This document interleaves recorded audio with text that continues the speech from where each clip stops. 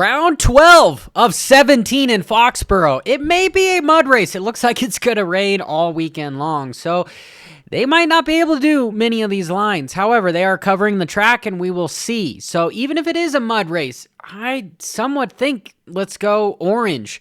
I think Sexton is going to show up this weekend. Webb just has to stay close to him, and that's all he has to do to win the championship.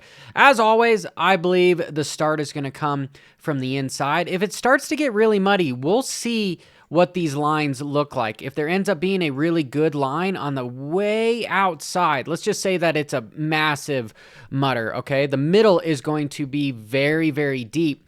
The outsides are going to be not as deep. So you'll see guys try to gravitate towards the left or the far right so that they can not be stuck in that deep, deep, deep dirt.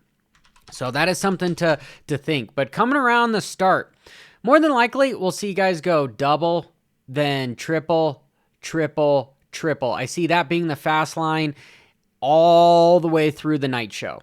And if they can't do that, well, you'll see guys probably roll way to the inside and then double, come off this taller lip, triple, triple, and then double into the corner from there. The next section, especially the 250s, this is the line I think the 250s are going to do, is they're going to double, then they're going to seat bounce, triple, then step over and triple into the corner.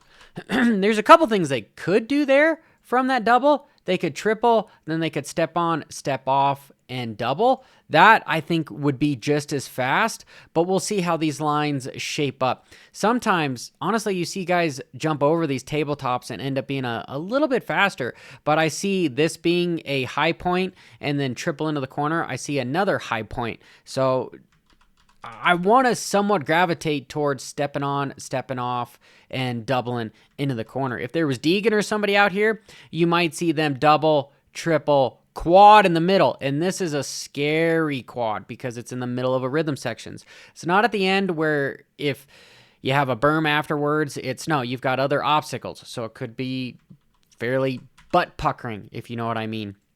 180-degree corner. Guys can set up here for the finish line. I think we might see some block passes here, but this section is really one line. Actually, the next two sections, or three sections, are very, very one line.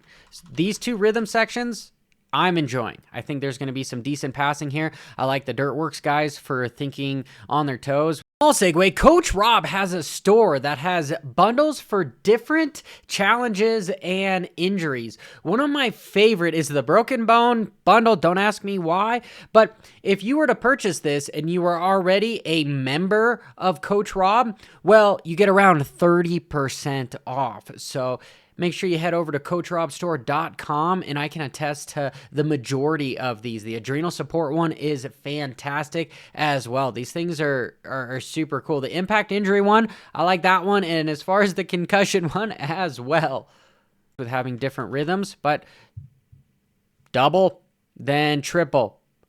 Cover the inside, go outside in, cover the inside, drift wide, scrub again, cover the line, come around, and into the whoops. You might see some guys pass here if they're able to get on the inside of them. For instance, if somebody starts blitzing on the far outside, but I don't see why somebody wouldn't start blitzing and then cut across the whoops to hug this inside. Because guys are going to try to pass guys from them trying to slingshot around here and come to the inside and cutting down taking their line away, basically block passing them midsection. But that's going to give a couple guys the chance to then maybe sweep underneath. If you have two riders in front that are battling and they're going follow the leader playing the blocking game, well, you might have somebody slingshot around and able to block them come into here. This section I like because it's not sand. So this might be somewhat interesting, even though that it's still somewhat of a 90. But these two different alternating lines could be the benefactor. Okay. Outside, it looks like it might be just some rollers to triple. Inside might just be some bigger bumps. I suspect that come press day, if they even have press day because of the weather, this is going to get changed. Guys are going to come to the inside here, roll, and then double. right, and come in. On the outside, you'll be able to keep some momentum up and triple, but I don't really see any passing going on here. Even though you might have more speed, I don't really see passing. So in overview, these two sections are something to look for. The end of the whoop section, something to look for, and potentially this start stretch is what I'm looking at for my analysts. So, analysis. This is Johnny Hopper. Till next time, keep it WFO. Ra-da-da-da-da. And make sure you wheel tap that subscribe button.